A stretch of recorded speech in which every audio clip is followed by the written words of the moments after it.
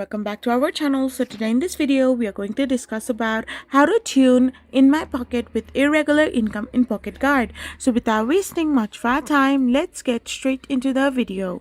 So to tune the in my pocket feature with irregular income in your PocketGuard account, it is best to base your budget on your lowest consistent monthly income and manually adjust categories as more funds arrive. PocketGuard's reliance on forecasting can make it challenging for highly variable income, but these strategies can help you by simply making it much more easier. So do watch this video till the end as we discuss further. So to calculate your average income is the best way. You need to prioritize on your essentials like monthly expenses, rents, utilities, and set strict spending limits as well.